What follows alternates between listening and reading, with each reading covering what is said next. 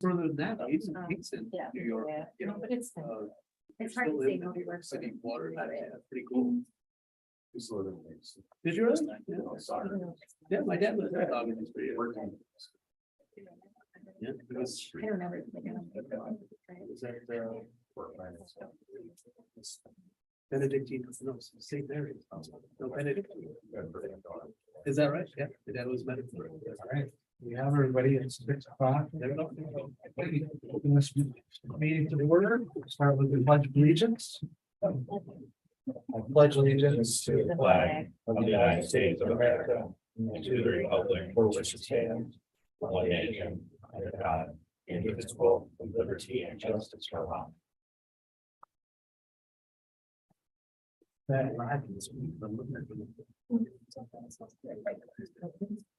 right, we'll start with our number one thing here. It's recommended that the Board of Education adopt the minutes from the February 22nd, 2023 regular meeting. Do you have a motion? So moved by Brian Reed, second. Second by Ross Durensis. Any additions, corrections, or discussion?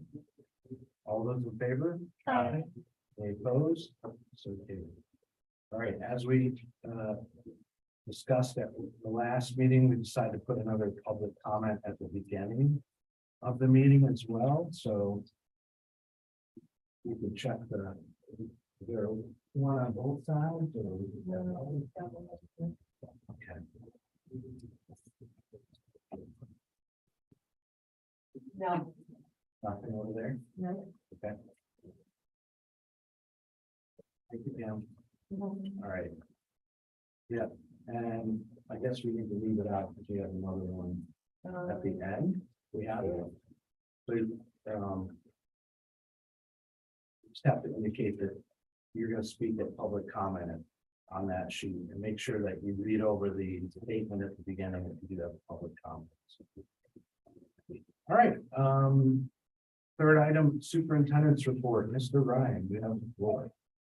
Thank you. Officially, good evening to everyone. I want to do two just quick announcements. The first is send some very positive thoughts to Mr. Brian Berger and to his family tonight as they experience some significant loss in their family resulting in his absence from tonight's meeting.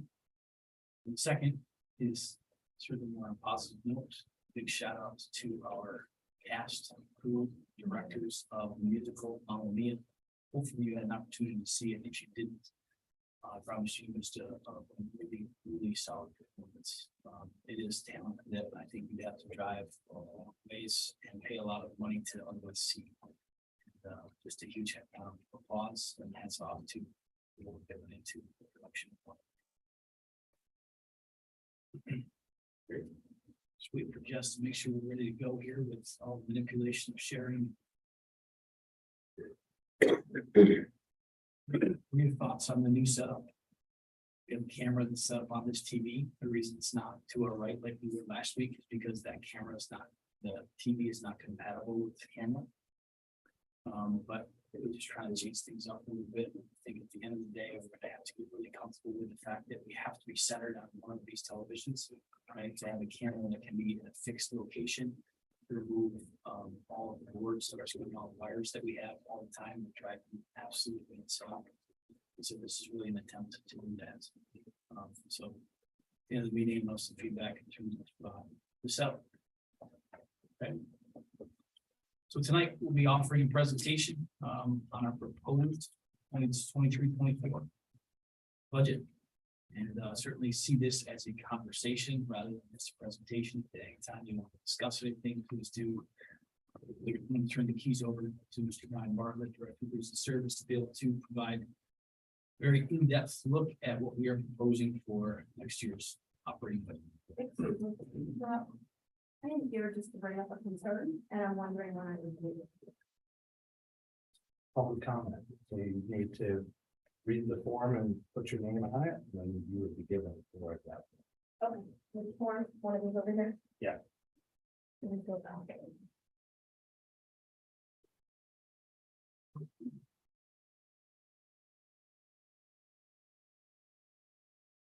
Right. Yeah, go ahead. All right. So for tonight's agenda, we're gonna go through in a little more depth than last time. So we'll start out with the revenue budget, because that drives everything we do on the expense side. So next time in April, when we adopt the budget, we'll do that three-part format. Tonight, we're gonna break the budget down into the education budget, along with the operations and maintenance budget, as well as the other major expense categories. We'll summarize, get into some long-range financial planning, and then end on, as always, the key budget calendar dates, as well as the propositions, including the capital reserve project. So to kick it off, the only update on this slide is that the numbers slightly changed. So with an increase in state aid, we now are at 70% of our revenue sources come from that category. So 70% is state aid, 27% is the tax levies. Those are the two largest sources. As you can see, as they point off to our mission and vision statements. Really, those things help fund what we've decided is important in the district, right? So those revenue sources represent that financial representation. Yeah.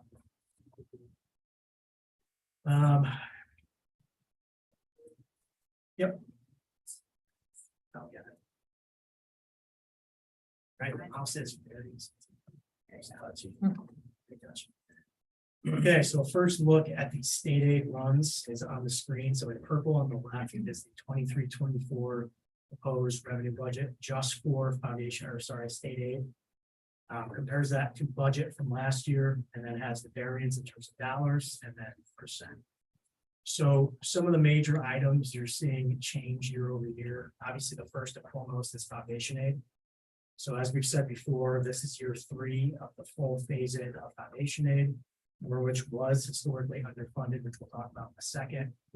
So between us getting that second kick of phase in, and plus there's an inflation factor, we're looking at about 3.4 million year over year in foundation aid. So if you go down a few lines, you can see building aid is dropping about 3 million. So that big kick in foundation is being offset by a drop in building aid, which we knew was coming, which is why we're doing the large $35 million capital project. So as building aid drops off, our debt service drops off, which you'll see in a few slides. So that matches each other every year. And this was the year we had planned for both of those to drop off. So overall, in terms of state aid, we're looking at a net impact of about $483,000 increased year over year. We showed this slide last year. All this shows is the dark line on the bottom is the actual foundation aid we've received since 2008. The lighter gray line on top is what we would have received if the state had been following the foundation aid formula. And it's hard to see on the screen, but it's about a $61 million short change in that 10 to 15-year gap. What you'll see going forward is 23, 24 and beyond is the fact that those two lines should be merged going forward as the state follows the formula. I'm not going to spend a ton of time on the tax levy because we talked about this last time. Just as a refresher, that is the formula from the Office of the State Comptroller's website. We always like to point out 2% is one small piece of the overall formula. That is not, the misconception that the tax cap is 2% for every district. So every district is going to follow this formula. Again, we showed this last time. This is specific to Norwich. And really what we're looking at is about a $243,000 increase year over year of 1.98%. Okay, so we're following the formula. We're submitting at the tax cap. We're not going over, we're not going under, we're going right at it. So some key points about the tax levy. As I said, it'll be at the cap at 1.98%. Really, it represents, it includes the capital expenses we spend for debt service on private projects, any debt service we took on for our bus lease or bus purchases, as well as our share of DCMO's capital expenses. I'll highlight, we settled on the 23-24 capital outlay project, which is included in the levy. We are replacing the hot water tank at Perry Brown, which I intended to put pictures in, I forgot, but it needs to be replaced. We have one tank that is completely down and has been isolated. I don't know how long now. So it's time. A lot of other options. They've had hot water. Secondary, something.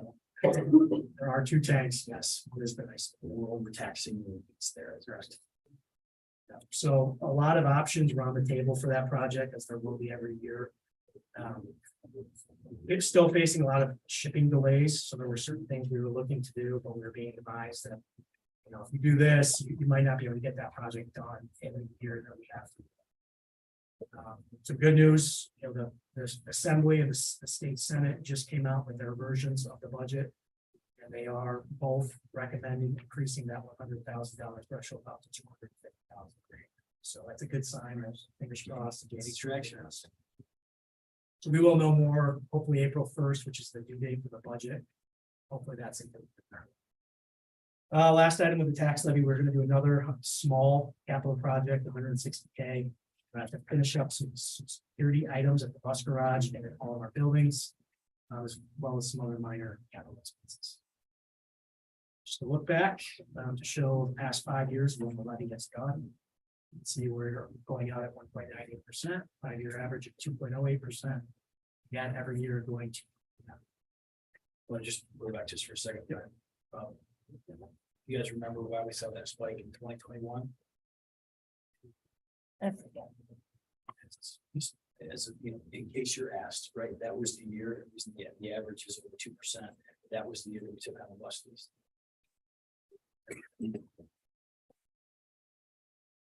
So same information, just shown visually. So again, our goal is to get that consistent levy year over year.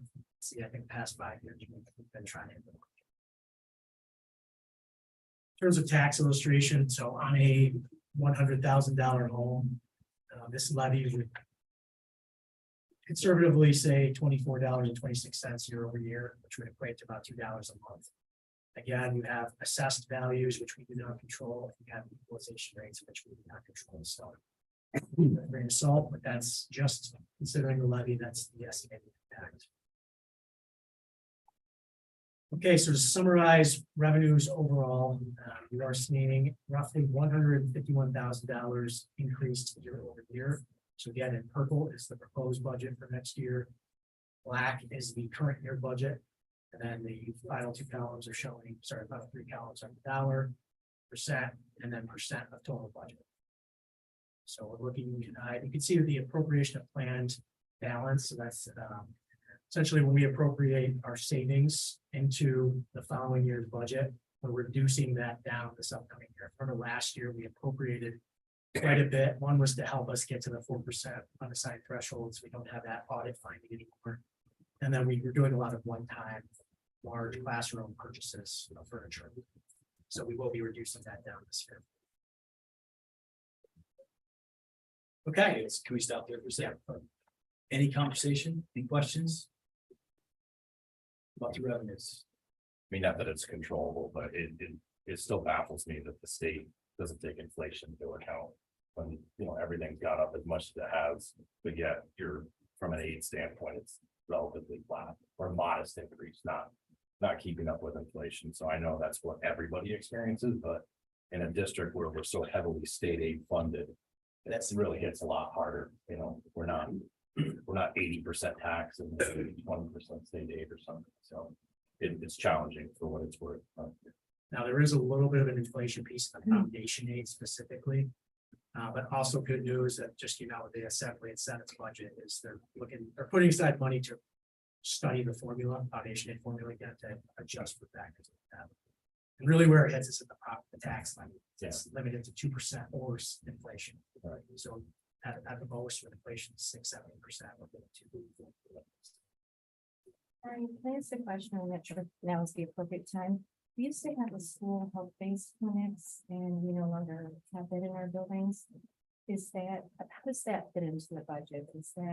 Was it a costly expense? Is that why we don't have it anymore, Scott? Or? Yes, so this is the revenue side. We're going to dump into expenditure side, and that's where that would fall in. Just know this, we are exploring that option right now. Oh, wonderful. Okay. Yep. Okay, so to get in the education budget, so in years past, we were showing a breakout of each building plus special programs. This year we put it together purely because there's not as much in terms of staff movement year over year. But we can still go into each of these topics. So again, in purple is net next year's budget, black is the current year's budget, just so I'm showing the comparison year over year. A lot of what you're gonna see on the expense side in terms of driving cost increase is gonna be A, inflationary, B, contractual, that's already in the budget, or say a contract that was settled a couple of years ago, you're gonna start seeing those expenses come through.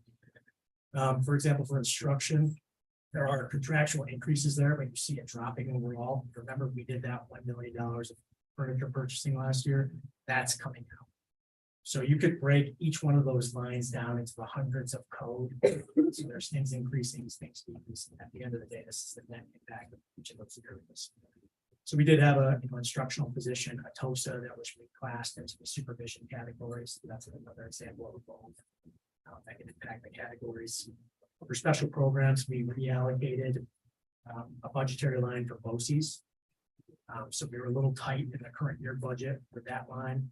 So we increased that to account for the fact that we're seeing more placements and to help with the predictability of placements and contributors. So that's that large increase. In terms of co-curricular and athletics, again, a lot of that's purchasing stuff, so jerseys, supplies, equipment. Again, inflationary, it's driving the cost increase here. Questions on any of that? So we start getting into the capital side of the budget. We'll start with transportation. So very similar theme, inflation is driving utility costs, so gas, diesel prices are up. We're trying to account for that. In terms of staffing, there's only +1 FTE for a bus aide. Other than that, we're holding the FTE in total year over year. So you will see their contract is driving some of the cost increase in terms of personnel. The large increase you see budgeted there is at the bottom and broke out. Contract transportation. Remember, the transportation audit really emphasized if you can contract the transportation, it's in your best interest because it's driving. Really, we're holding that line in the event if we have, say, student declared homeless and they're very far away, we don't have capacity to go get them, bring them to it from school. We can contract out to have that one come. Because they can come and go so often, we decided that's what side bottom line is cover that for part is very costly. Okay.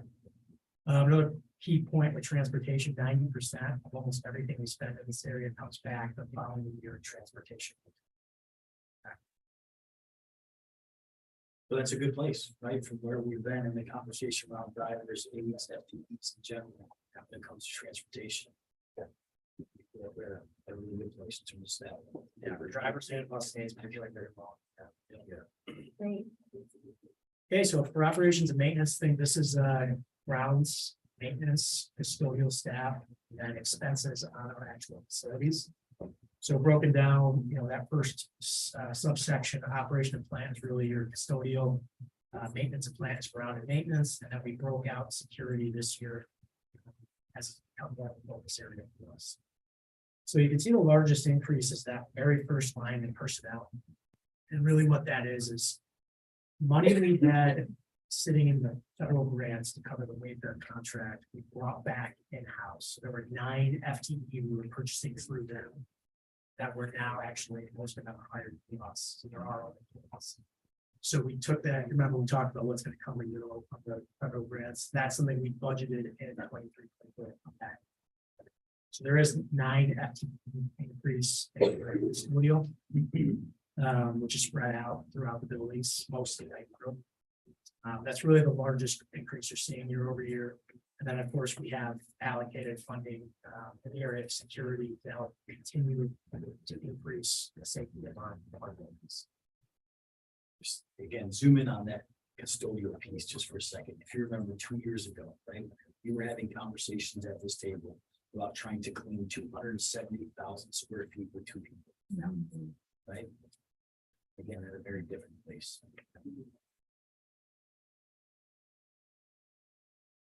And you saw this slide last time as well. So all the other expense categories, it's relatively easy to just kind of summarize some talking points. So again, TRS is going down, ironically. They have a 5-year average to try to smooth out their increases to employers. They're already saying it's probably going to tick back up in 24, 25. CERS is going up from 11.6 to 13.1. So they're already anticipating that, through their actuarial services and assessments, they're gonna need more contributions.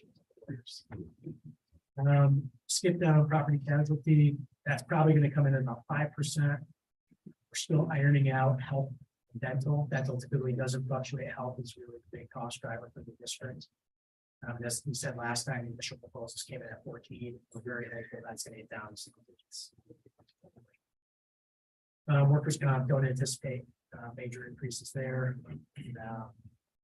The second to last bullet, debt service.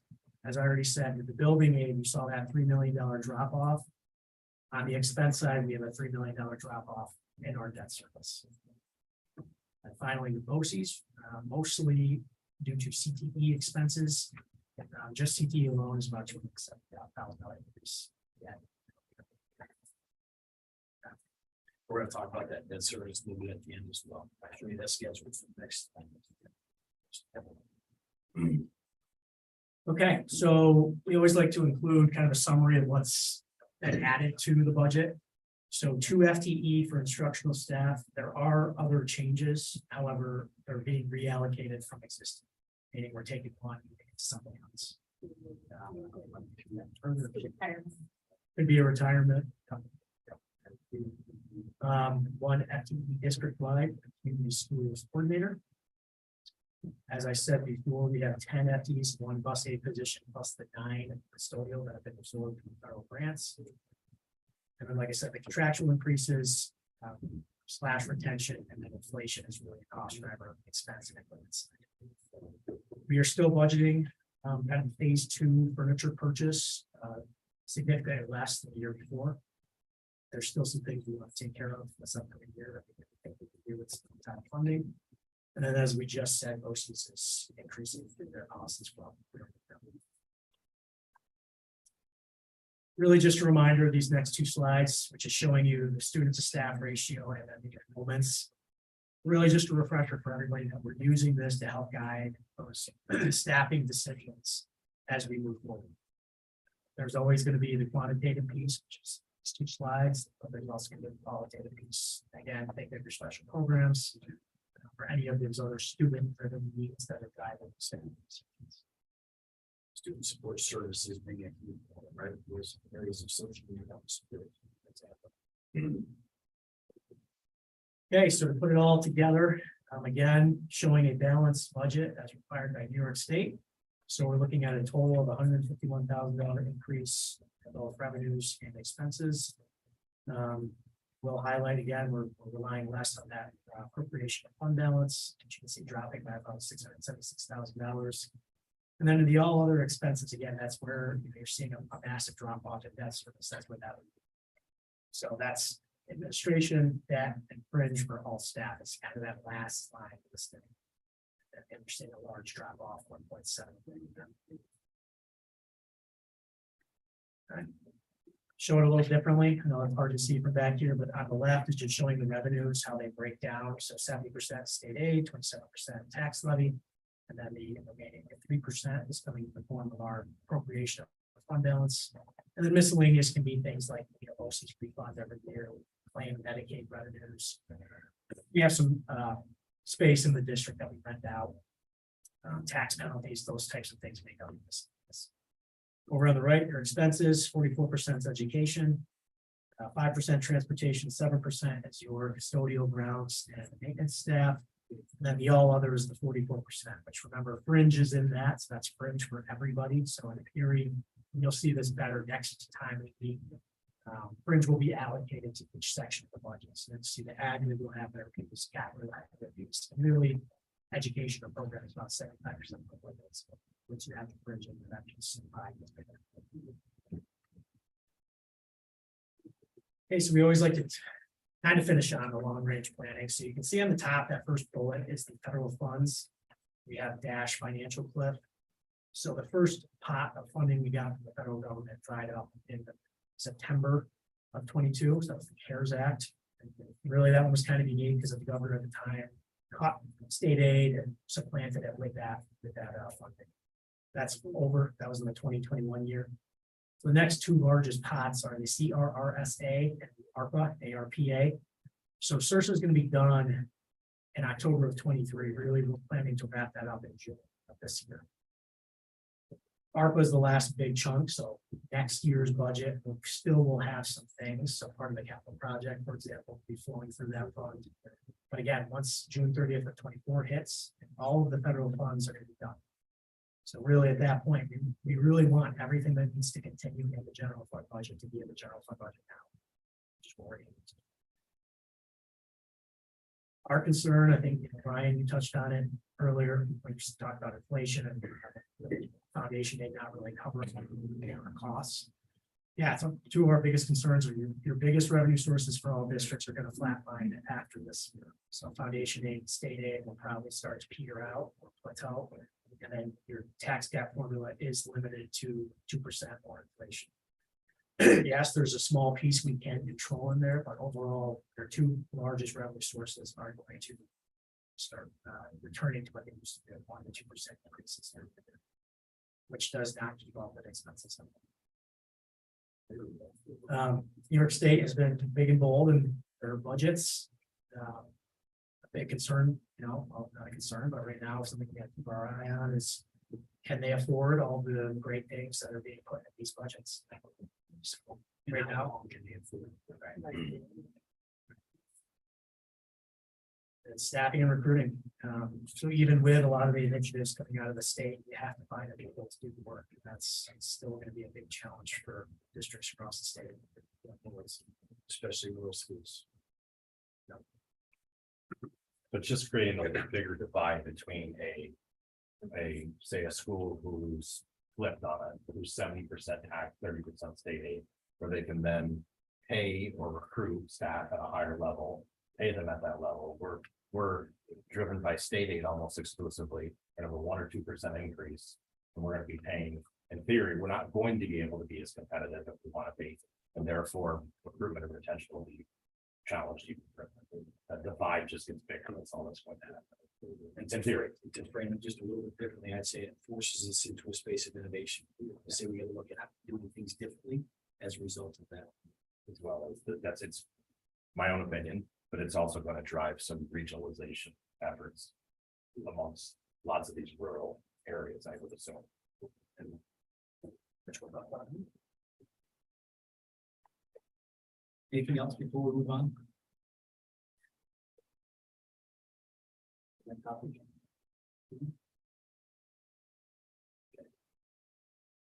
So next time we meet, we will do the presentation, as I said, along with the budget adoption.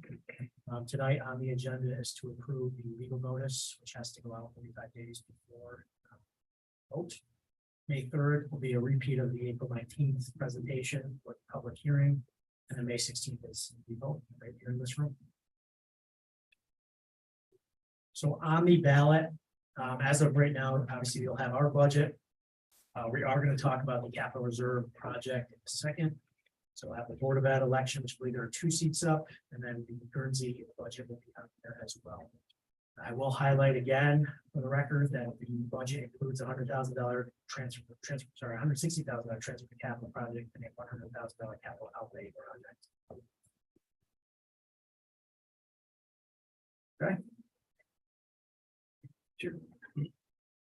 Yeah, so just want to spend a little time just reviewing this because since our last meeting, we have engaged in the thought exchange with the community and asked for frequent feedback, actually.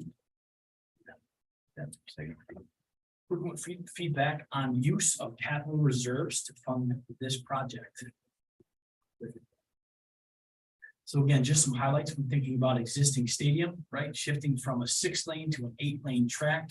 To Brian's point, this puts us in a position of being a regional hub, both at the youth level all the way to the collegiate level, because of our geography as well. This certainly allows us to be able to be a host site for many different events. One of the other things when it comes to like high school track, for example, is in order to be a host site for sectionals, which will draw quite a crowd, is to have a steeplechase. So that would be incorporated into the track as well. So new turf, just as a reminder to the board, 2007 is when our existing stadium was built, right? It requires significant maintenance and repair at this point.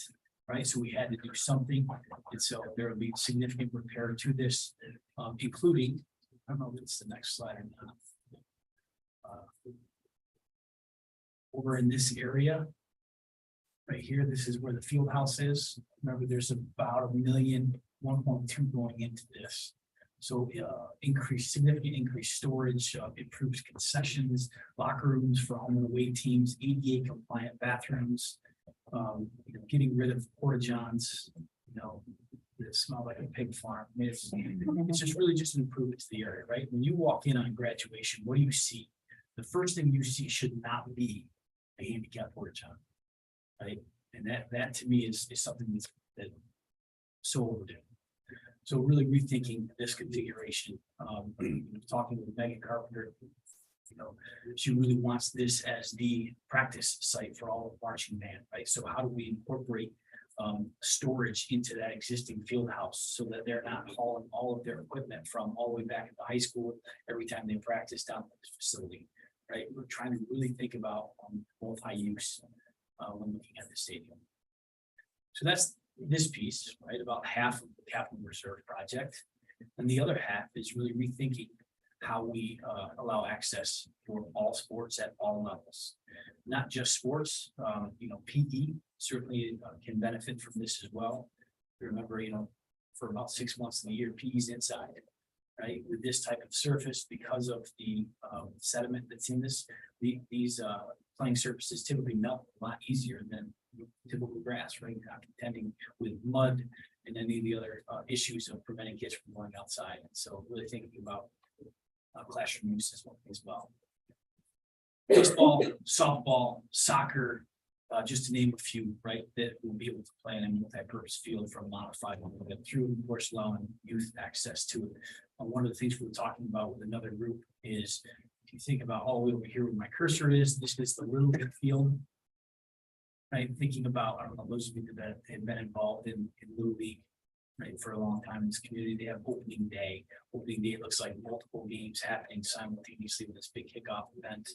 We're really looking at how do we incorporate this concession area for Little League right into this field, and then allow these fields to be used as well for the youth. So just one example, right, of something that our community can benefit from.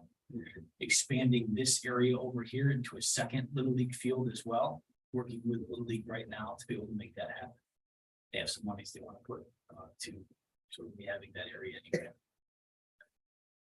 Ultimately, right, creating this into a complex, right, for the entire community to take advantage of. Great, I love the aerial footage. I love the walkway that we have all the way around this. Right, this new road that extends from behind where you guys, those of you that have middle school students, you drop off your middle school students down in here, will be a road that connects all the way to the baseball parking lot, not for pass-through traffic, but certainly for maintenance vehicles and certainly for pedestrian access as well. So really just creating some cityscape, if you will, back here very differently, and bringing this environment back towards the school. I think it will have some significant benefit to culture as well.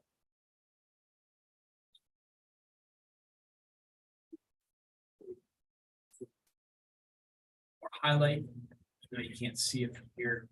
There is a monument, the Korean War monument up in this area. It's a big stone monument on the northern end of the parking lot. We're incorporating that into this lighted walkway. If you remember, anybody that's ever tried to walk from the baseball parking lot right to the stadium, it's dark, it's scary, especially leaving a game. There's really no flow. Lighted walkway, it really has this campus feel. You enter that stadium. Think about our graduates, right, as they make that procession all the way down. That's another highlight of the project. And then, of course, this one as well. Is that one lighted? This one will not. That's more for Like the gator. You got it. And think about spectator access wouldn't be here, Ross. That's a single point of access in this area. Any questions on that? Okay. So we have a wonderful debt service schedule that we'd like to share with you. Types of things I'll put my man Brian running through. Yeah. So we don't have to go in a lot of depth in this. Really what we're trying to show is, if you look over here and what we've highlighted in red. The whole goal of these projects is to try to help out with maintaining that flat tax levy we talked about earlier. So what that is showing you, you can see on the very far left is the ending of the fiscal year, June 30th. So it starts at the top, 2023, and goes all the way projecting out to 2004. So when we first started this project, the original project 2 years ago, Dr. Bowers was here. That's what we were planning for. Is when in 23-24 hit, we knew that 3 million in debt was going to fall off and it would create a drop in our levy. So about a $300,000 to $400,000 drop. So we brought this project on to try to hit that, match that drop, and keep the levy pretty constant. So what you're seeing in that column that's highlighted is with these projects, 35 million plus the capital reserve project, showing what the impact is to the tax levy. You can see projecting out from 23 to 2040, relatively stable, right around $300,000 impact each year from the levy. If we hadn't done that, you're seeing, if you go a column over to the left, that's what would have happened every year to district revenues if we hadn't pursued any of these projects. I also want to highlight, if you look right here where the cursor is, this is state aid coming in to offset the cost. So this column's total debt, this column's state aid. If we don't pursue these projects, that state aid goes out. Meaning another district can put into projects and get that state aid. So for us, you know, at 96%, so basically for every dollar, we're getting 96% back from the state on capital project. So we're just trying to lay it out as to why we pursue these. What is the impact of the tax levy, which is really, there is no additional tax impact. We're keeping it steady. It's not new debt. It's just replacing old debt. And really helps us manage our levy while also getting some facility work done that's needed. Anything else about that? No, just again, wanted to grab some of that.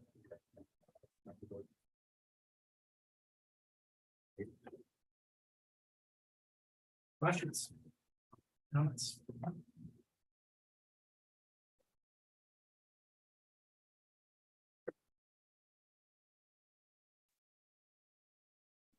Okay. So we asked that exact question of our community. So we laid out the entire project.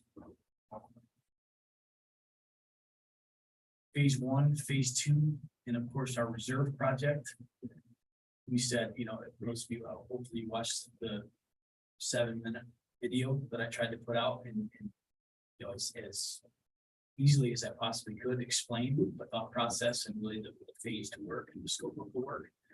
So we followed up with a thought exchange and said, as a member of the NCSD community, what thoughts or questions you have about our cap projects, phase 1, phase 2, or reserve project.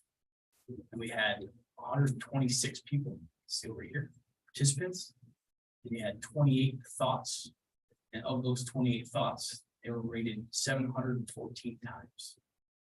So I want to show you just some of the top thoughts that were rated. Remember, when it's rated, right, the more people that rate, that's what kind of bubbles to the surface and allows us to really see some themes.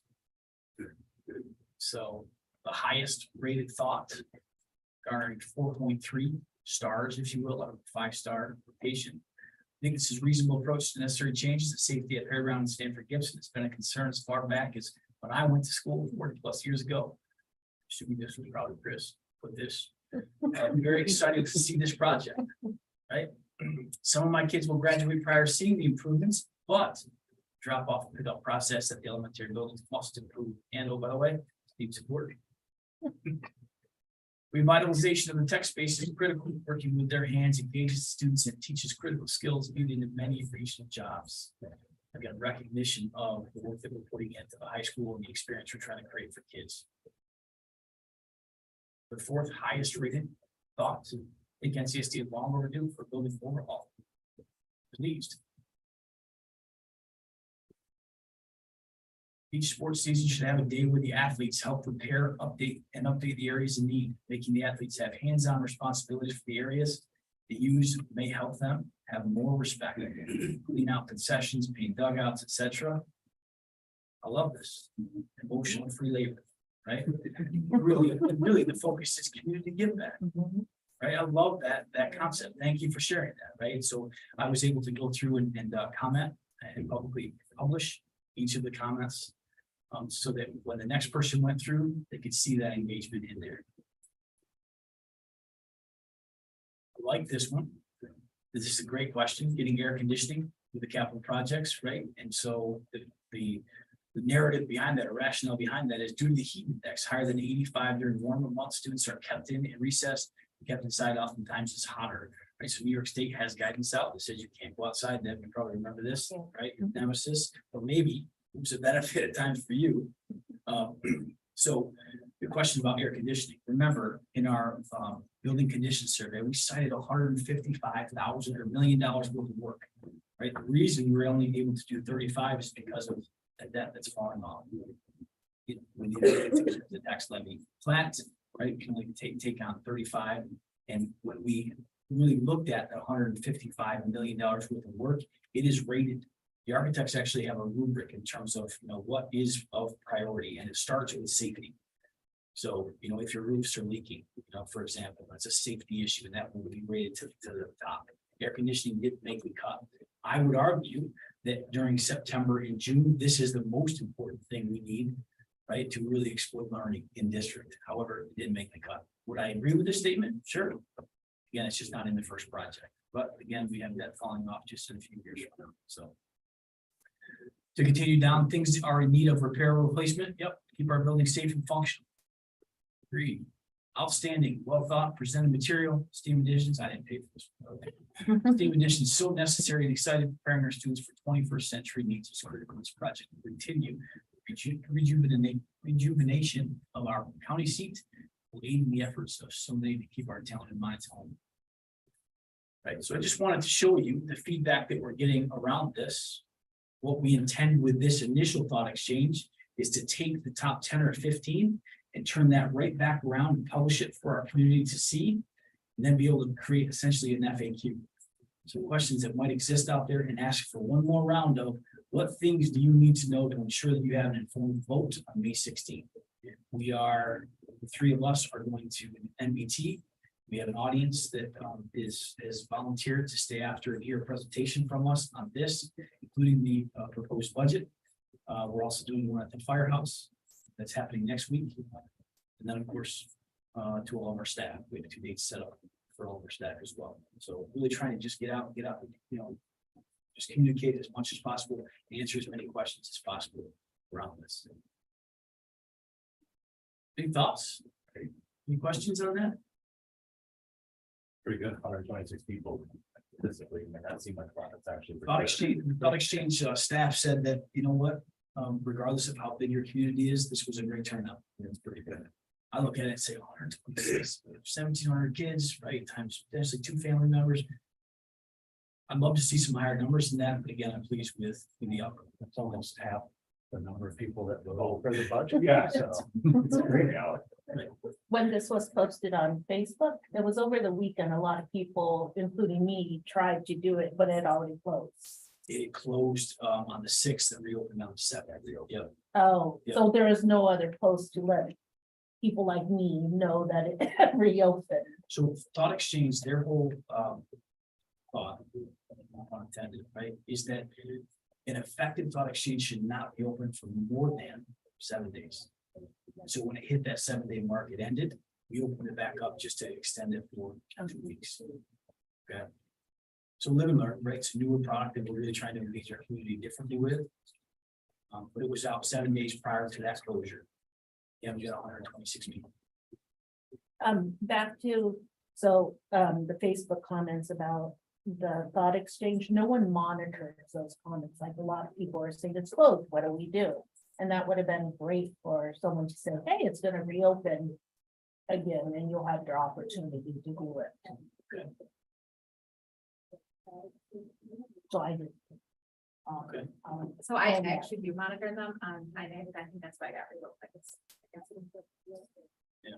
To say, but it was on a schedule, so we schedule post it based on like every 3 days. Right. So But no one monitors the comments. Like there's tons of times, there's questions and no one responds. So again, what I come back to is that Facebook is not a two-way dialogue, place for me. It's really an opportunity for us to showcase the things that are happening in the Right. district and be a one-way communication. Right, and we've put that out there multiple times. And so to your point, Ross, it's really, it comes back to capacity, Yeah, right? It comes back to I capacity. would then close off comments Yeah, there. I was gonna say, let's turn the comments. Because Yeah. people are wanting, asking questions, me included, and no one ever, so I would just shut that opportunity off. So again, there's some people that have been doing this like for a long time. And what they've said is that it sends the wrong message when your comments are off. And so we keep this, so we Right. that's 22. I've been doing it for a long time too. I was just. Yeah. The issue around turning it off too is that it's a limited public forum, so legally. Works. Yeah, but I certainly understand, where you're coming from. I mean, it's just. And if we were in the game of managing comments on Facebook, holy cow, that'd be 24/7, So. That is it in terms of the presentation. Any questions before we transition? All right, good. Yeah. All right, Mr. Ryan, anything else for superintendent? No. Okay. I would ask, any of the board members have are you opposed to reopening public comments? So No. we don't have a member of the public waiting through our entire agenda before we have the opportunity to speak again. Not at all.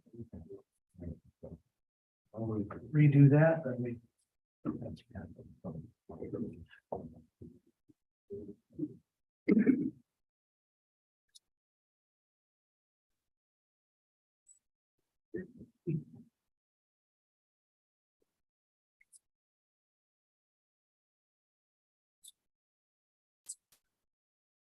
Okay, we have one person, but let me read this and be very clear about things. Public participation in board meetings. The Norwich City School District Board of Education encourages public participation in board meetings. Any individual wishing to speak to the Board of Education will do so under the following guidelines. Speakers will be limited to a maximum of 5 minutes, and the entire open forum to a maximum of 30 minutes, which may be waived by the majority of the board.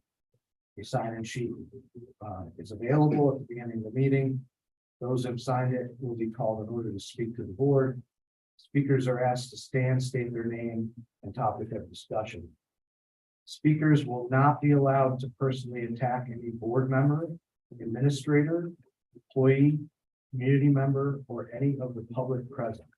Also, no comments by the speakers will be permitted that deal with executive session subjects, such as individual personnel matters or discipline issues pertaining to specific individuals, including students. The board president will respond to questions or refer them to the superintendent. If a question cannot be answered during the board meeting, it will be researched and followed up by the superintendent. Okay, Jessica Patterson, I believe is your name. So my name's Jessica Patterson. I have 2 kids in the middle school, 1 kid at Stanford Gibson. So I'm coming today. I don't know if any other parents ended up coming. But I'm focusing on the bullying as a whole with students as well as teacher and student. So there have been a lot of concerns with parents not actually getting the outcome that they're expecting. So I'm not sure if the bullying aspect needs to be reevaluated on what exactly is being done for it. They feel as though what is being said is not being followed through. They're being told that don't worry, the faculty will take care of it. Trust the faculty will take care of it. They don't know if DASA forms are being filled out. Are DASA forms being filled out whenever a bullying concern is brought up? Or are they supposed to actually be following up with them instead and completing them so they can get forwarded to the state? So the concern is what is being done, if anything is being done, because there's also several students that don't want to go to school. And I know last week a concern was the actual participation with students being in school. So is that part of the reason? I know that's one reason with one of the students. They don't want to go to school because they're getting bullied all the time and nothing is being done. That's how they feel. And then it all comes down to an incident that we had with a teacher I'm not gonna name names.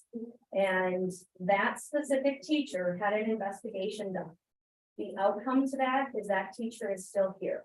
They swear in the school, in the actual class. They call the student names. They threaten them. I'm gonna stop you because this is all personnel matters, all right? And So- I understand that, but my concern is that it was brought up to administration, and what was recommended to me by staff is to go to the Board of Education. Because the concern is that this teacher is still teaching here and has somebody in the classroom with them during their classes to reacclimate them. And my concern is that it was not taken care of appropriately with a superintendent and administration in the school. So the recommendation was for me to come to the board meeting and bring this concern to you guys, so we can come to an actual conclusion here. Because we're worried, we don't want any sort of bullying, it's a no bullying tolerance. But the problem is, what's being done about it? I think it needs to be reevaluated. What are the teachers doing? Is administration following through? One of my children was bullied last year. It was brought up to administration. What was done? You follow up with administration and nothing seems to get done. We're looking into it, we're looking into it. So I'm here on behalf of students and parents to please look at your code of conduct. Because I don't feel as though the code of conduct is being followed by teachers as well as students. I'm not saying the students, don't do wrong, but the problem is it's all around. And the code of conduct, it actually just says students. It doesn't even say anything about this, about the teacher. It's the student conduct. But the teachers have a responsibility too. If teachers are bullying, of course the students are gonna bully, because they're an example. And that's a concern, because now this is what we're addressing. And you have this teacher that is bullying and threatening that is now in the school, and it was addressed supposedly. And it was also notified to a DASA rep in November. And I'm told that it was addressed in November. If it was addressed in November, why did it continue? Was a DASA form filled out at that point? I'm not getting told any of this information. It's skipping me. I have gone to administration. And I'm not the only one that feels like administration is sweeping everything under the rug. So the recommendation was to come here to you guys to help us, help the community, help your students, because the students don't feel like they can go to anybody. And that's the main reason I'm here. I want something to be addressed with. Because I really feel like it's like, okay, we'll take care of it. But what's actually being taken care of? Because bullying has always been a problem. And it doesn't seem to be getting any better. And now we have teachers that are bullying. And I'm sure that if it was somebody else's kid that was in that class that was being called a hoe, a scumbag, other words, and threatening that they're gonna kill them and burn them, you would do something. You would be standing up there just like me to protect your child. And you would not have that feeling of it's okay to have that teacher still in the school. Just like you don't want your child to be bullied in any way by anybody. But something needs to be done because it's not getting followed. That's all I have to say. I feel like I was just, it was like, just wasn't listened to. Didn't really seem that what I had to say cared to anybody, as well as my student. I think I'm the only one who actually took my student out of that class because I don't want her subjected to that. But there's other kids that are still there because they didn't want their employees here at Norwich. They don't want anything to happen to their job if they were to do something. That's how people are thinking, not how anybody should be thinking. Why is this happening? And that's what I want you guys to look at. Why is something like this happening? And it's being allowed, it's being condoned. Because now that individual is still here and has somebody sitting in their classroom, a retired administrator. All right, you have to be careful about how far you go. Okay, and I understand that. It just gets very frustrating I because understand. I feel as And though I I think have that your gone point through. has been received. And, we will discuss it one way or the other. And I appreciate that. That's all that I came here for, is I would like something to be reviewed and maybe changed in the polling policy. Okay, Thank you very much. I appreciate it, thank you. Thank you.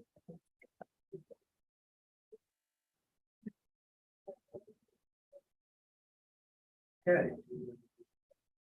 On to discussion items. All right, the first item on there is the student BOE member / timeline.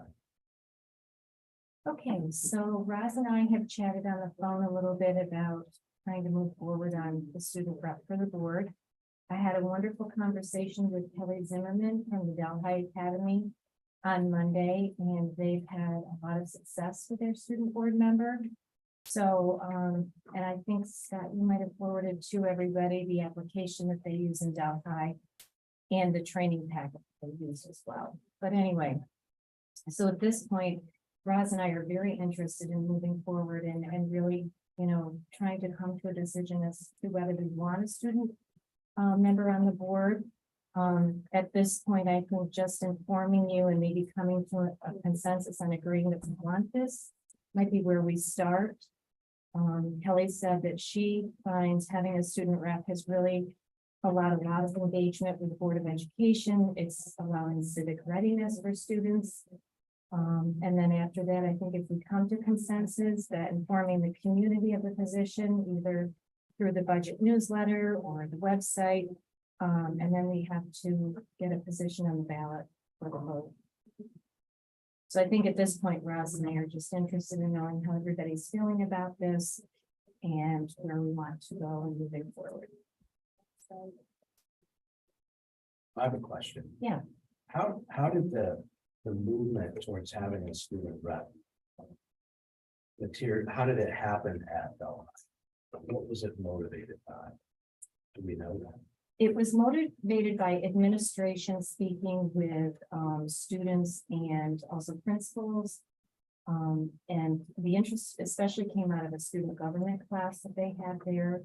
So after the interest appeared, they started with a student government class and they spoke to the students about, is this something they're interested in?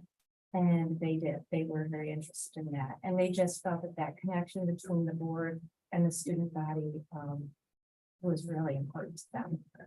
So that's how that generated. This year, she said that they had two wonderful reps.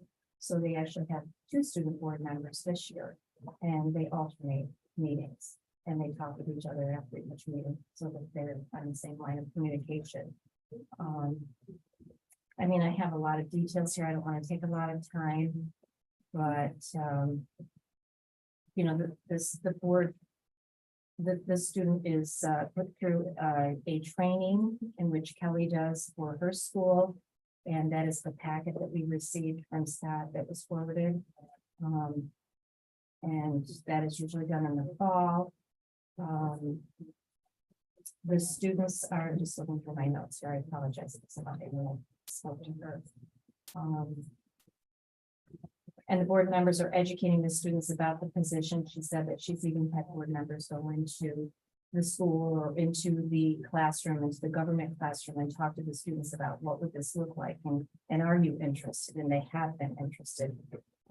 She has a student senate, which is an overall high school and middle school group of students. And they elect officers for that. And then they also, that is a part of conversations that happen at board meetings with that student rep.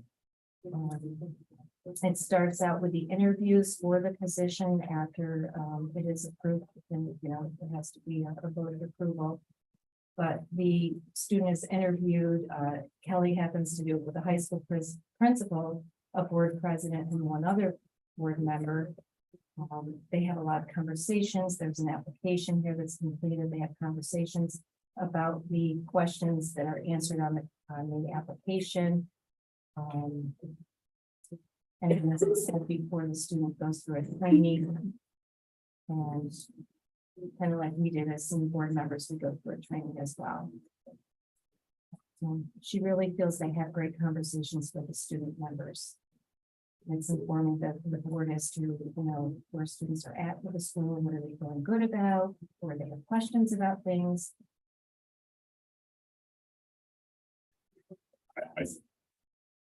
I wasn't sure. I've got a couple comments. So I think I've been in favor of this probably for as many years as I've been on the board. Mhm. We've struggled. We tried it a couple different times for a period of time, maybe not real effectively. It didn't work for other periods of time. The struggle I always come back with, and I think the challenge right now is we're in short time to be able to get this done. And Right. whether we can do it effectively in essentially 2 months, I wonder. Do we gear this up for the subsequent year? Maybe that's what it'll have to be. I don't know. That aside, what I thought that I had at least for next year, assuming that we couldn't get things done this quick, was should we, and this addresses my other concern, which I'll get to in a second, should we instead say we want to reserve every other month? I don't know whatever the right frequency is, but I'll make that up for the minute. Every other month, and 1 month we want student government, the next month we want a group that might represent athletes, the next one, the music program, the next time, students that represent. And so over the course of the 12-month cycle, if there's 6-ish groups we want to have represented, then they come at those times. Maybe they're in the audience, but we ask them to speak, we ask them to give a presentation, whatever we ask of them, but then we get the variety throughout those 12-month cycle, because the concern I've always had is one person is only as good as one person, and they can only, nobody is a miracle worker. They can't be involved in everything, but if we can try to hit all the different aspects through different groups, or even if there's not a formed group, maybe there's a individual set of individuals that could be representative of those groups we want, then maybe we could get that variety of opinion and see how that works. Just the thought I had. But I think student representation is Right. really a good thing. I really like that idea. I think that obviously the purpose would be to, for the students to communicate for the student body. Inform us as to what's been happening in the building, but you're right, it's only one person, and these students are very busy, in busy days, busy schedules, so I love the idea of having various groups come and report to the board. Would agree with Brian. I mean, I think it's much more representative. My concern, and those of us who deal in the public sector, is I never like to be legislated something. I would, if there's, right now, I don't think that there is some clamoring or grassroots interest in having this position. It's one more thing for Mr. Rowe to have to deal with. And students, if a student group came to us and said, hey, we want a seat at the board, or we want to do that, I would be much more likely to have them organically grow the need for it, right? And involve administration. Whereas I wouldn't want the Board of Education to say, we want you to do this, even though you don't think there's a need for it. That's my concern, is I don't want to tell, hey, we expect you to supply a student or interview students and put this whole thing together from an administrative. We would rather have them students or administrators at the building level say, here, there's a need for it. And then again, we go back to who's going to sit in that seat? Are they going to really represent the student body? And I love the idea of just like our building teams come and report out to us on a regular basis. We have those students come, and there are representation, more students from, the whole drive is about all students. And I feel like when we have students come talk to us, they're the top ones, or they're the ones that have something to, they're concerned with something. And we're not getting a regular broad representation of all students. And so I really would love that. I would love to see the rest of the board supports it. See those student groups, whether it's an athletic council or student government, and every class has officers. So every different times we have those officers from different classes. And I think that would be a much better representation of our student body. And trying to funnel all that through one or two representatives. I'll spin your words a little bit. I don't need to do that. No, that's fine. But we're politics here. Right. I don't disagree that I don't want to be legislated towards either. At the same time, I don't know that the students have any idea that this is. That's exactly where I was. going. So I Yeah. think what we could do, maybe, this is me obviously pushing my agenda here, but it sounds like there's some agreement. What we could do is put that out there as something we want to explore. Ask these groups to come over the next next school year. And then actively seek that feedback to say, hey, you presented, what do you think? And would this be valuable if you had one or two members on the board? And do you think you could be representative and who should be the right groups, et cetera? But at least we get that education over that period to be able to have a better answer back from that student body. Absolutely. I agree with you 100%. I think that would be a great way to do it. You're just trying to stuff it in quickly Right. and not do it organically and get and garner all their stakeholders support. Get that student. I like that idea. So is this something that we can discuss to begin in the fall, having these groups come in? Or, I mean, we're into March, so it's really getting late. We'll have to think about There's it. the reorganization meeting, you guys approve the calendar for the year for all board meetings, and during that time, I provide potential topics we can talk about during each of the monthly meetings. At that time, we can determine which groups, we can make recommendations to those groups. And one of the things you just approved recently was the extracurricular coordinator position. So this is one of the efforts that Terry is going to be taking on, is really working with those groups to say, what is that civic function that is involved in that extracurricular. So essentially before July 1st, whatever the first meeting is, July, between now and then, we'll have that meeting. We'll be able to, that'll be a part of one of the agendas. We'll be able to talk to that. All I'm saying to you is that's the existing structure. I think it's great. That type. Yeah, I think it's great. The other thing you could do is also think about where some of the academic aspects that you'd like to see. So the focus has been on STEAM. So we could speak with, some of the teachers and say, we'd like kids to come in and present Mhm. on those topics. And if they're planned out over the course of the year, that could definitely. Mhm.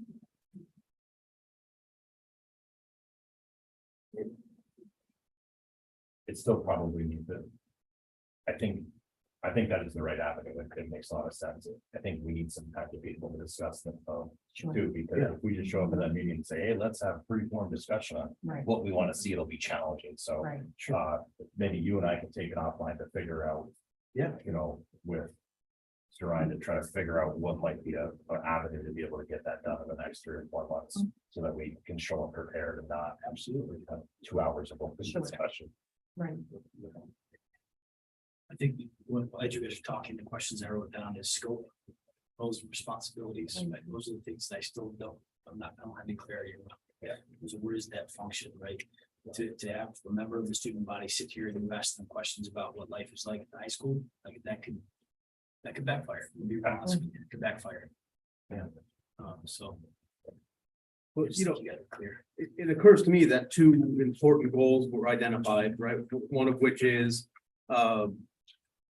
civic involvement, right, with the student body, getting them, having that experience for them. And then the other is, bringing some student representation to the board, right? And so, maybe it's worth looking at those 2 questions independently, and then, right, so what is the best way to bring student representation to the board, rather than starting at the position of bringing a board member and fitting that in?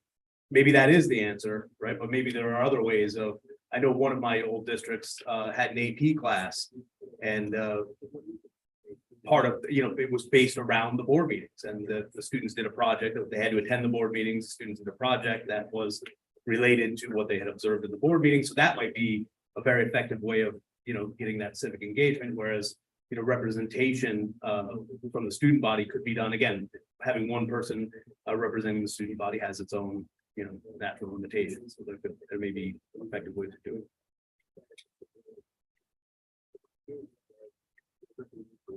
it. So I guess next steps is I'll wait for you guys to. Yeah. Yeah. If you guys need any help, let me know. Yeah, I think so. Absolutely reach out. Okay, yeah, yeah, because this packet also has further explanations about what the student board member school may look like. So, That'd be good. but Yeah, this can lead to that as well. that'd be perfect. Right? Okay. Thank you. The next item was public comment. That So- was me. Okay. I feel like I was trying to get my thoughts together. I wish she would have stayed because I would have loved to ask her. But I feel like the public doesn't know that how to do public comment here. We've had repeated people. We would announce public comment and there'd be like silence and then like 10 minutes later, oh, that was me. So I think we're doing a disservice to the community and not providing more directions or how to on how to do public comment. I would love people to come to our meetings. But they don't. So I just think we can do better. And getting the word out, how to do it. You know, Maybe it's even- parameters. Maybe it's even just a reminder before we do the pledge, do a reminder, just a reminder, there's 2 opportunities for public comment. If you have something you'd like to speak about, sheets up there, please. Yeah, he did. But it happens right in the moment, and then if you're somebody in there, you're like, oh no, what's going on? I Right. don't know what's happening, bang, we go on to the next. That subject. wasn't unique that happened to her, because it's happened a couple other times when people are like. Clueless as to when they speak. But I just think we can do better and invite more people to come. We're elected by the public. We should have more people here than just one woman talking. Just a reminder. It's a meeting in public, it's not a public meeting. So Right, but I would love more people. I would love more public. Well, and I think that, like, the thing that sticks out to me is that I think there's a lot of board functions and a lot of board misconceptions about like what we are actually capable of versus like our roles and, essentially the ethics around how to perform our roles. And, I've always thought that that's something that the public should be made aware of, and it might be, an interesting Fun Fact Friday for the Board of Ed or something like that, in a Facebook page or something, about this is what a board member can do, this is what they can't do. This is what is available to you as a community member and a taxpayer. This is the time of year we tend to have these kind of conversations like budget and board, voting, and that way people can't say that they don't know. And then those can be reshared every year, I think it's what's like everyone's biggest fear, speaking in public. Yeah. Like that's so many people's biggest fear. And then if you put another barrier up, it says you have to sign a sheet that they don't even know about or don't know exists, even if we tell them, because they're sitting in there afraid that they're getting ready to have to say something. Right. They're trying to collect their thoughts. You put just another barrier. So the more we can eliminate barriers for people to feel more comfortable when they show up, the more people are going to feel comfortable showing up, even if they don't have anything to say. So I think the better we can be open in that way, the better we're going to get more people to A feel. better relationship Well, with the community. Yeah, exactly. Do you think that I have a role in that at all? I mean, I think we all do, really. I mean, I think this has been an issue. This is before you, that I thought this is something that would be useful. There were things I came in as a board member thinking I'd be able to do that I had no idea that I wasn't allowed to, you know what I mean? So, I just think as a community, there's lack of education in general, and I think we can do something about it. That's where the community action came from. It was educating the public about what the board does. Remember, you didn't find that about that. It was part of it. Yeah. Yeah. what Mr. Ryan was asking is, are there any action items for them Yeah. in this regard? I mean, if in my opinion, I think the community action team could take that on and kind of, clarify what it is that we think we need to educate the community about, and then come up with actions that for Scott.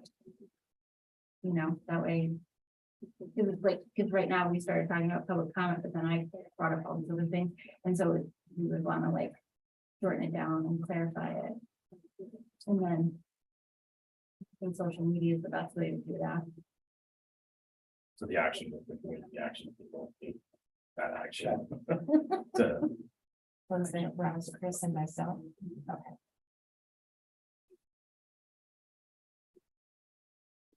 Can I, that kind of leads into the standing agenda item that I asked to be on the agenda too. I try to find like sample agendas from other board meetings, but I feel like we need a process of.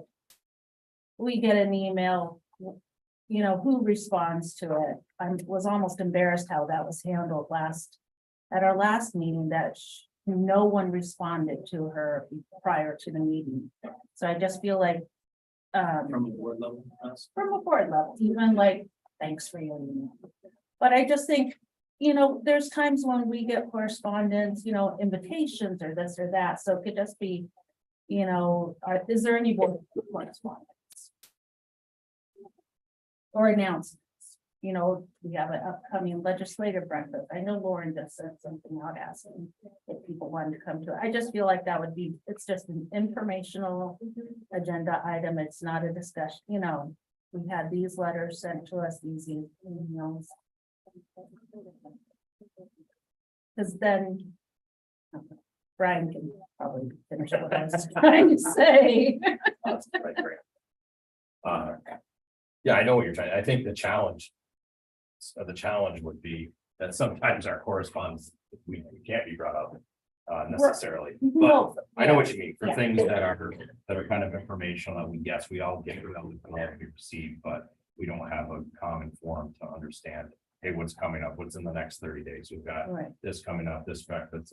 So it's just kind of a board, to your point, it's a board announcement, kind of standing agenda item to say, these are the things that are coming over the next 30 days between our board meetings that you need to understand as a board member. But it also goes back to when we get emails or letters from the public, they deserve a reply back saying, receipt. Correct me if I'm wrong, I feel like we established a process since that Oh, was communicated. it wasn't necessarily communicated and I didn't feel like there is a process, but if there is, I missed it. Let's go backwards. Let's talk about last month, because I feel we need to defend myself. Both Brian and I were not in town. We're both away on business. Okay. By the time that email arrived and was processed by either of us, a response had already been made through the appropriate channels by the athletic director. Following it up with we received your email is probably not appropriate because it had to do with personnel matters and some other things, so. For the most part, we do follow the process to receive these emails from the public. Also, to iterate again, it was not addressed to anyone in particular. There were administrators on that at the head of that email. So we do have a process in place that was communicated by Mr. Ryan or reiterated by Mr. Ryan. So I guess I'm not clear on where where the confusion is on how we handle this thing. Am I wrong in my interpretation? Well, I know you guys check email when you're traveling. Everyone does. But I just feel like in the future, as a board, we can just do better and acknowledge the receipt of an email from someone. You know, thank you, we'll look into this, whatever. I will revisit the emails, so that's my fault for not seeing the process. I think to change the process, just to reiterate, or page, there was a bunch of there was more than one thing to tell, but was the idea if the email comes to the entire board, that when a response comes back, that the whole board understands that if the email comes in to just Chris, then it's understood that it may go back to just Chris. Right. And so that was the change that we'll try to do Right. our best to make sure that. And if it comes to the board president, it needs to be shared with the whole board. Then we would share. In this case, it went to the board and And so that's a process change that we'll hopefully do our best to change in the future. Thank you. Yeah, the response back to the public though is a challenging one that I tend to agree with Roz, that as a courtesy, but Chris is right, in this particular situation, they had a response back from the athletic director that probably wasn't something that it would have almost seemed patronizing to write back and say, hey, we got your email. And so the order potentially justified the response. That being said, there's many other times where a response back to just say, thank you, we received it, we're looking into it, would be inappropriate. So that one may not have been. So there's me trying to go right down the middle of the trial. Thanks, that's that. I only have 2 meetings left, so I just hope we do better. I agree. You always want to do better. No question about that. Just as a formal review, once again, as soon as an email like that comes in, I immediately call the president and say, here's my thoughts on how they handle it. Right. And I think I actually talked to both Ryan and Chris on that. Yeah. So, And if it's something that everyone should be aware of, then we communicate that. So if there are things that are handled internally, I really not for sharing. So that's just part of personnel and contractual and legal type thing. So.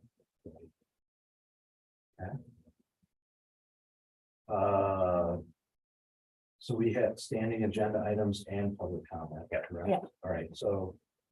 That, Okay, we didn't give you your full allotment last month. I'm So. not doing song and dance, don't worry. Okay, so, So we meet monthly at the Shenango County level for the Board Association.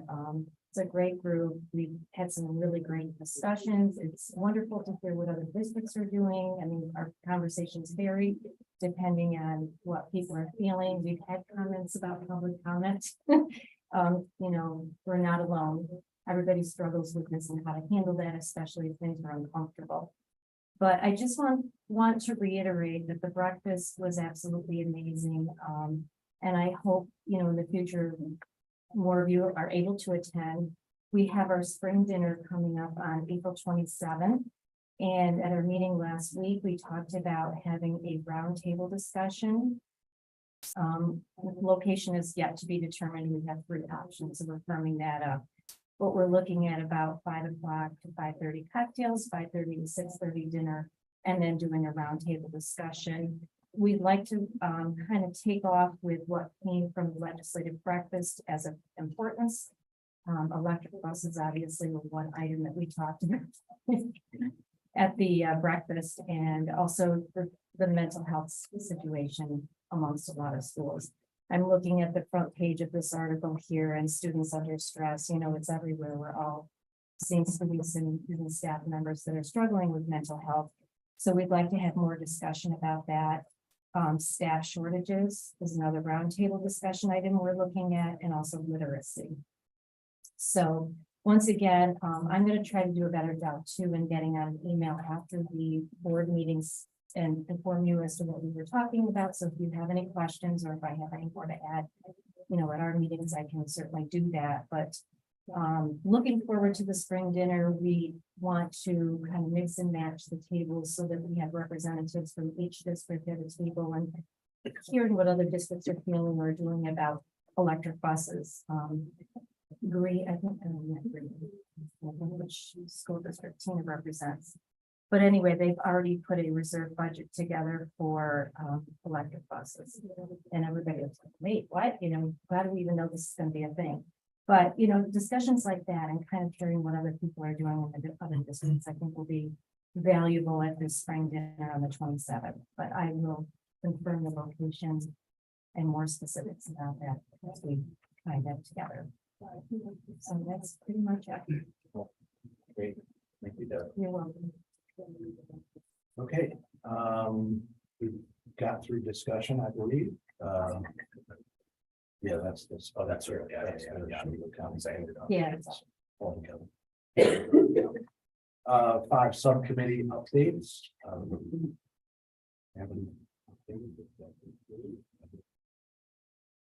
Usually we have a policy update, but we didn't on that, so. We snowed out. Yeah. We spelled out. Yesterday. We did have a capital project meeting online today, and those always go great. It's wonderful to have. We have some amazing partners in these projects, so to hear the knowledge base and the discussion and the professionalism and just, we're really fortunate to have a team like we have working on these projects. So I really enjoy it too. And you've heard all of it already, so. Great. All right, next, we'll do consent items. I'll entertain a motion to approve all the items on the consent. I'll make a motion. Moved by Clyde, second by Brian Reed. Any discussion or questions? All those in favor? Any opposed? So carried. All right, we have a long list of action items and try and move through the first two are for second reading. So it is recommended that the Board of Education approve the board policy chapters for second reading. Board policy notebook, chapter 1, revision to chapter 1. And instructional calendar, instructional calendar for the 2023-2024 school. Moved. And moved by Brian Reed, second by Kieran. Any discussion or question? Yeah, just gonna say on the instructional calendar, remember that what's not reflected on there will be the 3-2-8 testing. As well as the professional learning days that we built in, just like we did this year. We determining those through our strategic planning process. And New York State has done something very different, offered a 6-week span to be able to offer CBT testing with 3-2-8 computer-based testing. So we work with our principals, Sarah and Terry, to determine how those dates are appropriate for the school. Great. All right, who moved it? I did Kieran second. Okay, so Brian Reed, Karen, all those in favor? Any opposed? So carried. It's recommended that the Board of Education approve the attached counseling plan for the 2022-2023 school year. Have a motion? Word of motion moved by Clyde. Second. Second by Kieran. Any discussion or question? This is annual. Approval, if you will, by the Board of Education. I wish I could have had it to you in July. Obviously, we're spending some time redrafting. It's a basic finality to bring it to you, only to be potentially modified and then voted out again in July. Yep. I did notice, I did look at that, there's an advisory board that meets periodically regarding the counseling plan for the school district. Yeah. How often do they meet? Okay, all those in favor? Any opposed? So carried. It is recommended that the Board of Education approve the attached resolution committing to the purchase of technology equipment for the instructional technology and South Central Regional Information Center services from the Bloom Tile Devices. Have a motion? Approved by Brian Reed, second. Second by Deb Phelps. Any discussion or questions? All those in favor? Any opposed? So carried. It is recommended that the Board of Education approve the attached State Environmental Quality Review Act resolution. Have a motion? Moved by Brian Reed, second. By Clyde. Any discussion or questions? All those in favor? Any opposed? So carried. It is recommended that the Board of Education approve the attached building project resolution of necessity, authorizing the need for certain capital improvements. Have a motion? Moved by Brian Reed, second. Second. By Kieran. Any discussion or question? All those in favor? Any opposed? So carried. It is recommended that the Board of Education approve the attached building project bond resolution, authorizing general bonds to finance certain capital improvements. We have a motion? Moved by Brian Reed, second. I'll second by Clyde. Any questions or discussion? All those in favor? Any opposed? So carried. It is recommended that the Board of Education approve the attached NCSD capital outlay seeker type 2 resolution for fiscal year 23-24. Moved by Brian Reed. Second by Deb. Any questions or comments or discussion? All those in favor? Aye. Any opposed? So carried. It is recommended that the Board of Education approve the attached NCSD transfer of capital seeker type 2 resolution for fiscal year 23-24. Moved by Clyde, second. Second. Second by Kieran. Any discussion or question? All those in favor? Aye. Any opposed? So carried. It is recommended that the Board of Education approve the attached proposition 1 to be added to the legal notice of election public hearing. Do I have a motion? Moved by Brian Reed, second. Clyde, you had your hand up. Any discussion or questions? All those in favor? Aye. Any opposed? So carried. Be it resolved that the Board of Education approve the attached 2023-2024 legal notice of annual meeting and election as presented for publication. Motion? I'll make a motion. Moved by Clyde. Second by Brian Reed. Any questions or discussion? It is recommended, excuse me. All those in favor? Aye. Any opposed? So carried. Getting caught up here. It is recommended that the Board of Education appoint at least 6 inspectors of election for District 1 and set the rate of pay at $14.20 per hour. Pay may not exceed the basic compensations paid to inspectors of election at the preceding general election. I have a motion. It's a motion. Moved by Brian Reed, second by Deb Phelps. Any discussion or question? Assuming this is District 1. We only have one. This is only one district, right? That's why. Like we're in the Everybody. underage, yeah. District Number 1. one, send your reps. All right, any discussion or questions? All those in favor? Any opposed? So carried. Laugh, right? It's okay. All right, I'll entertain a motion to accept the personnel recommendations as supplied. I'll make that motion. Moved by Clyde Birch, second. I'll second. I saw Kieran's hand first. Oh, Kieran got it. Any questions or discussion? Can I just make a comment? So as I look through this, it was really difficult to read Suzanne's agency name here. and it's, Right. You know, Talk about individuals, okay, talk about personnel. okay. I just wanted to thank Scott.